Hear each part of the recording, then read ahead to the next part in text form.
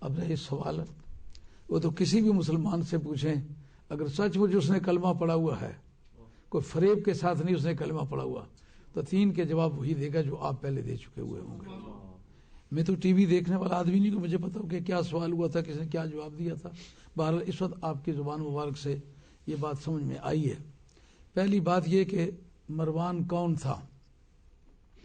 مروان حضرت عثمان غنی رضی اللہ تعالیٰ عنہ کے چچا حکم کا بیٹا تھا، سگا چچا زاد تھا، اور نبی کریم علیہ السلام نے اس کے باپ کو شہر بدر کیا تھا طائف میں، اور بعد میں حکم دیا تھا کہ جو میرے بعد ہوں گے میرے خلفاء وہ اس کو اور زیادہ دور کریں گے۔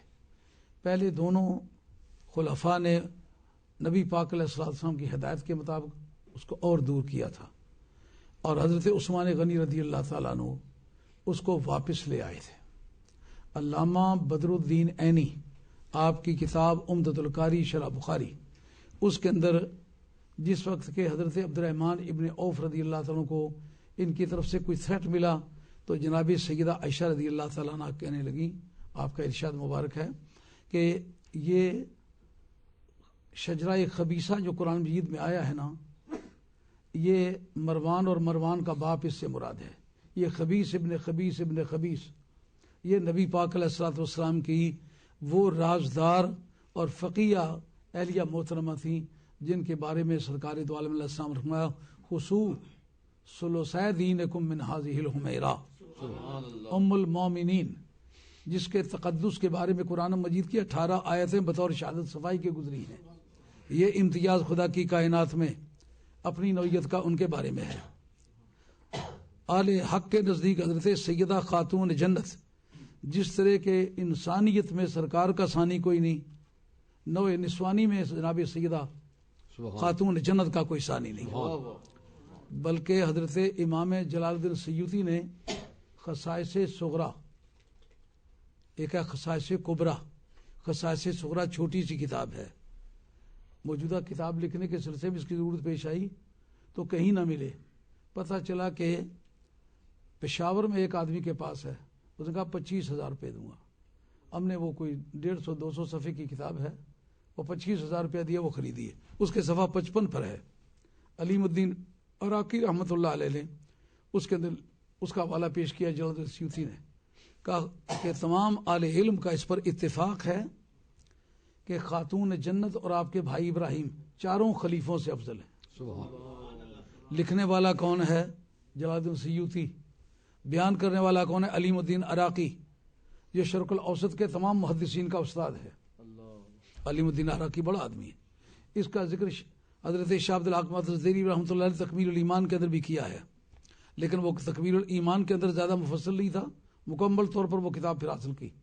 تو حضرت سیدہ عائشہ رضی اللہ تعالیٰ عنہ خاتون جنت کے بعد ایسی فقیہ ہیں کہ اس وقت پوری روئے زمین پر 1/3 آف ٹوٹل اسلام کا جاننے والا کوئی نہیں ہے، وہ اکیلی 2/3 آف ٹوٹل اسلام کی جاننے والی ہے۔ انہوں نے فرمایا یہ ملعون بن ملعون بن ملعون ہے۔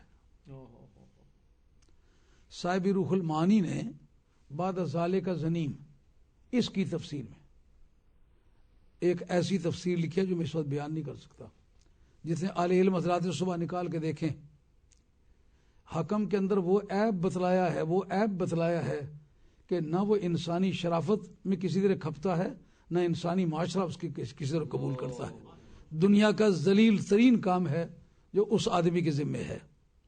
جب یہ واپس لے آئے ان کو، اس صحابہ کرام رضوان اللہ تعالی مجمعین نے پوچھا کہ آپ ان کو کیوں واپس لے آئے جب سرکار نے ان کو نکالا بھی تھا اور حق ایک کو حکم دیا تھا اس کو دور کرنا؟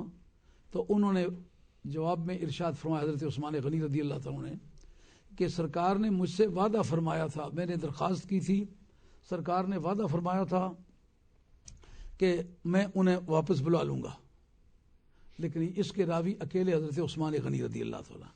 اب خلیفہ رسول ہیں، ان کے بارے میں نہ کوئی کمزور رائے ہم قائم کر سکتے ہیں، نہ کوئی بری بات کر سکتے ہیں، لیکن صحابہ کرام نے اس پر بڑا جھگڑا رکھا کہ آپ کو یہ حق نہیں تھا ان کو واپس لاتے، اگر سرکار نے وعدہ کیا تھا تو سرکار کی زندگی میں دہراتے، اور اگر نہیں دہرایا تھا تو ان کے وصال کے بعد پھر آپ 2 پہلے خلافتیں گزری ہیں ان کے زمانے میں کیوں نہیں دہرایا؟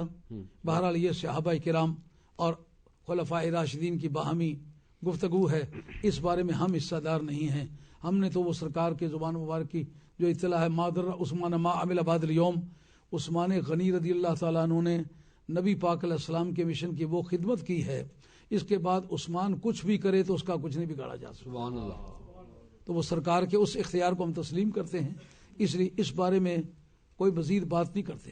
اس کو بلا کے بھی لائے اور اس کو بیٹی کا رشتہ بھی دیا.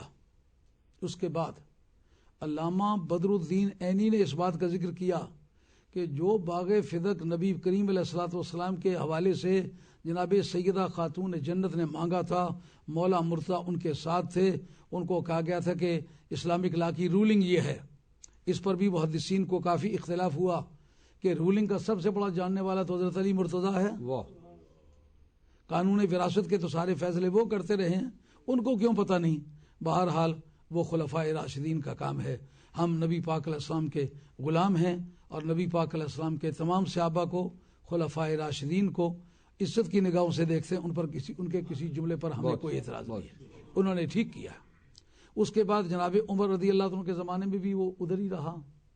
حضرت عثمان غنی رضی اللہ تعالیٰ عنہ نے جب اس کو بلا کے اپنی بیٹی دی تو اس کو وہ باغ فدق بھی دیا، جو نبی کی بیٹی کو نہیں دیا جا سکا تھا وہ اس کو دیا گیا.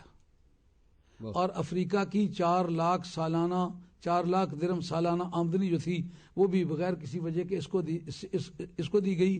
اور اس کی وجہ یہ نہیں تھی کہ حضرت عثمان غنی رضی اللہ عنہ برضا اور رغبت ایسا کیا تھا، بلکہ حضرت عثمان غنی رضی اللہ تعالیٰ عنہ تقدس، پاک بازی، خدا پرستی کا ایک پیکر تھے.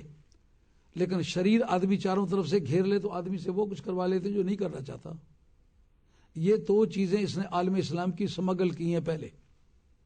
یعنی ایک باغ فدق جو نبی پاک علیہ السلام کی بیٹی کو نہیں دیا گیا، اس کو دیا گیا، وہ اس کے جبر سے لیا گیا، وہ کرنا کوئی ذریعہ نہیں تھا اس کا. 4 لاکھ سالانہ درہم کی آمدنی جو ہے افریقہ کی وہ اس کو دی گئی، جس کا کوئی جواز نہیں تھا. چونکہ حضرت عثمان غنی رضی اللہ تعالیٰ عنہ ایک تقدس محب شخصیت تھی، ان پر جو پریشر بنی امیہ ڈالتے رہے تو بہت سارے کام انہوں نے وہ کروائے جو آپ نہیں کرنا چاہتے تھے. بہرحال یہ بات ہوئی. اب اس کے بعد دیکھنا ہے کہ اس آدمی نے کیا کیا کام کیے. حضرت عثمان غنی رضی اللہ تعالیٰ عنہ جن کی اسلام میں بے حد خدمات ہیں، زندگی میں ایسا سرٹیفکیٹ سرکار نے کسی کو نہیں دیا جو حضرت عثمان کو دیا کہ مادر عثمان ما عمل بعد اليوم. جو فضائل بیان کرتے ہیں حضرت عثمان غنی رضی اس میں یہ بیان کرتے، لیکن یہ نہیں مانتے کہ سرکار با اختیار ہیں. کسی کو لائبلٹی آف لا سے ایگزمپٹ کر لینا مختار کا کام ہے، مجبور کا کام نہیں. جتنے لوگ ان کے فضائل بیان کرتے ہیں ان کو یہ ماننا چاہیے کہ ہم اپنے الفاظ واپس لیتے ہیں. ہم نہیں کہتے کہ نبی بے اختیار ہے، ہم مانتے ہیں کہ سرکار با اختیار ہیں. با اختیار نہ ہوتے تو پھر یہ کام وہ کیسے کر کے دکھاتے؟ زندگی میں ایک آدمی کو کہا اس کے بعد یہ کچھ بھی کرے گناہ اس کا کچھ نہیں بگاڑ سکتے. اب حضرت عثمان غنی رضی اللہ عنہ کے زمانے میں بڑی فتوحات ہوئیں. افریقہ کے بہت سارے علاقے، اسپین کے علاقے آپ کے دور پر انوار میں وہ فتح ہوئے. آپ کی اسلام کے لیے کافی کنٹریبیوشن ہے. یہ آدمی ان کی شہادت کا سبب بنا ہے. دنیا کا کوئی انسان، خواہ وہ دوست ہے خواہ وہ دشمن ہے، کبھی یہ نہیں کہہ سکتا کہ حضرت عثمان غنی رضی اللہ عنہ کسی کے خلاف سازش کی. جتنی مرتبہ بھی مصریوں کی طرف سے دباؤ پڑا کہ یہ آپ کے بنو امیہ کے گورنر ظلم و ستم کرتے ہیں، بے جا قتل کرتے ہیں، لوگوں کی عزتیں لوٹتے ہیں، لوگوں سے رشتیں لیتے ہیں، مہربانی فرما کے ان کو واپس لے آئیں اور کوئی منصب مزاج آدمی بھیجیں. اب ان کے دباؤ کی وجہ سے، خاص طور پر مروان کے دباؤ کی وجہ سے، یہ ان کا میر منشی تھا، ان کا دبیر اسرار تھا، سیکرٹ سیکرٹری ان کا یہ تھا، جو بھی اندرونی پالیسی CIA کی ہے وہ یہ لڑتا تھا. ان کے زمانے میں اتنا بڑا استعمار جو اسلام کا بنا ہے، اسلامی حکومت، آج شاید ہی کوئی دنیا میں اس کی کوئی مثال ہو سکے. ان کی خدمات کو بھی دیکھنا، ایک یہی نہیں کہ کسی سے کوئی کمی بیشی ہو تو اس کے پیچھے پڑ جانا ہے. نہیں، دیکھیں انہوں نے اسلام کے لیے کیا کچھ ہے. باقی 3 خلیفوں نے تنخواہیں لی ہیں. حضرت عثمان غنی رضی اللہ عنہ نے اپنے دور خلافت میں کوئی تنخواہ نہیں لی. میں تنخواہ نہیں لیتا. آدمی جتنے بھی فریب کرتا ہے، برائیاں کرتا ہے، وہ اپنی ذات کے لیے کرتا ہے. جب اپنی ذات کو اس نے وڈرا کر لے تو آپ کو ماننا پڑے گا وہ ایک پاکباز انسان ہے. جناب بالآخر جس وقت کوئی دال نہ گل سکی. چھوٹی سی بریک ہے اس کے مختصر یہ کہ مروان کے اس ستم ظریفیوں کے نتیجے میں جو مصر تھا وہ تہو بالا ہو رہا تھا. بالآخر وہ لوگ اکٹھے ہو کر کے آئے کہ آپ اس وقت اپنا گورنر واپس کر کے کوئی ایسا آدمی دیں جو اس خاندان سے تعلق نہ رکھتا ہو. اس موقع پر صحابہ کرام جو مدینہ طیبہ میں تھے، اکابر صحابہ جو سرکار دو عالم علیہ الصلوۃ والسلام کے مجلس شورا کے ممبران رہ چکے تھے اور اس خلافت کے بھی وہ ممبر تھے، اور اس قانون ساز اسمبلی کے اور جو مجلس شورا کے وہ ممبر تھے، سارے اکٹھے ہو کر کے آئے. انہوں نے کہا کسی اور آدمی کو آپ بھیجیے. اس وقت محمد بن ابی بکر کو تیار کر کے بھیجا گیا. جس وقت وہ جا رہے تھے ان کے ساتھ ٹیم بھی جا رہی تھی، وہ مصری لوگ بھی آئے ہوئے تھے. تو راستے میں انہوں نے اچانک دیکھا کہ ایک اونٹنی جا رہی ہے، اس پر ایک کالے سے رنگ کا غلام بیٹھا ہوا ہے. اونٹنی کو ساتھی پہچان گئے. انہوں نے جا کر گھیر لیا، کہا کون ہو، کہاں سے آئے ہو، کیا قصہ ہے. اس کو چاروں لاچار یہ ماننا پڑا کہ یہ اونٹنی حضرت عثمان غنی رضی اللہ عنہ کی ہے اور میں ان کا نمائندہ ہوں، مصر میں جا رہا ہوں. انہوں نے کہا کوئی کتاب، کوئی رکا، کوئی چٹھی. انہوں نے کہا کچھ نہیں ہے. آخر جب انہوں نے اس سے اس کو اتار لیا، اس کے سامان کی تلاشی لی اور اس کے ایک کوزے سے ایک خط نکلا جو چمڑے کا کوزہ تھا. جب اس کو پھاڑا، دیکھا بیچ میں لکھا ہوا ہے کہ جو ہی یہ آدمی پہنچتا جائے اس کی گردن اتار دو اور حکم ثانی انتظار کو ہم کیا کرتے ہیں. جب انہوں نے یہ دیکھ لیا، ان کا اس بیچارے کو ملازم ہے، کچھ نہیں کہنا چاہیے، واپس چلنا چاہیے. جب واپس آئے حضرت عثمان غنی رضی اللہ عنہ کی ذات پاک سے ان کی ملاقات ہوئی تو آپ تو ایک خدا پرست انسان تھے. ان کا اونٹنی میری ہے، یہ مور جو لگی ہوئی یہ میری ہے، یہ خط میرا نہیں ہے. جب تحقیق کیا تو خط مروان کا نکلا. اب وہ کہنے لگے مروان کو ہمارے حوالے کریں. اتنے میں مروان بھاگ گیا. اب وہی آدمی آپ کے شہادت کا سبب بنا. اس کی تفصیلات کتنی بھی لمبی ہیں مگر سبب یہ ہوا جس آدمی نے حضرت عثمان غنی رضی اللہ عنہ کا داماد بن کے، چچا زاد بن کر کے آپ کے معاملات میں اتنی خیانت کی ہے، اس کے پیچھے نماز کی کیا بحث ہے. نماز تو اس کے پیچھے ہوتی ہے جس کی اپنی ہو، جس کی اپنی نہ ہوتی ہے اس کے پیچھے پڑنے کا کیا معنی. اب جناب حضرت عثمان غنی رضی اللہ عنہ کی شہادت سے وہ تو سٹوری ختم ہوئی، لیکن مروان تو اب سامنے آ گیا ہے. مروان وہ پہلا آدمی ہے جو جناب حیدر کرار کو صبح شام تبرہ بھیجا کرتا تھا. اب اس کا کیا یہ سمجھوتا ہوگا؟ اور یہ نہیں کہ فلاں کے پیچھے نماز پڑھی تھی. باقی ہسٹری کے واقعات کو کہتے ہیں ہسٹری کو حدیث کے مقابلے میں پیش کرتے ہو، اور یہ بھی تو ہسٹری ہے جو پیچھے پڑنے کا ثبوت لاتے ہو. جھوٹی بوٹی باتیں تم نے اس لیے تلاش کی ہیں تاکہ لوگوں کو ہم پابند کریں کہ امام حسن یا امام حسین جس کی پیچھے نماز پڑھتے رہے، جو علی کو تبرہ بھیجے حسن و حسین اس کے پیچھے نماز پڑھنے والے ہیں. شرم کی بات ہے کہ نہیں. یہ آدمی جو تھا، یہ آدمی حضرت حیدر کرار کے بارے میں نفرت کا دائی تھا.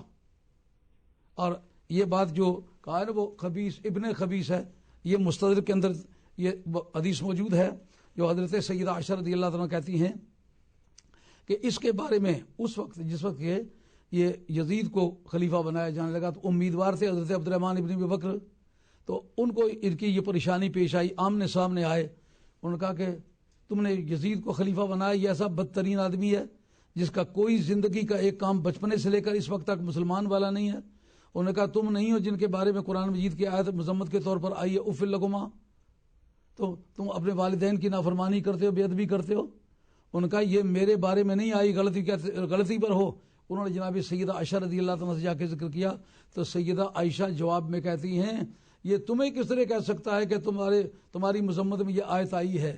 یہ تو وہ شخص ہے جس کے باپ کو بھی ملعون کہا گیا ہے، جس کے بیٹے کو بھی ملعون کہا گیا ہے، شجرہ ملعونہ. اس کے جواب میں یہ کہنا کہ حضرت عثمان غنی رضی اللہ عنہ اسی شجرہ سے ہیں. اگر حضرت نے جو حکم ہے اس سے اوپر کی بات کی ہوتی تو پھر یہ بحث ہوتی. یہ حکم اور اس کے بیٹے مروان کے بارے میں آگے جو چلے ہیں ان کے بارے میں ہے، یہ حضرت عثمان کے بارے میں نہیں ہے. کتنا دھڑا ہے یار.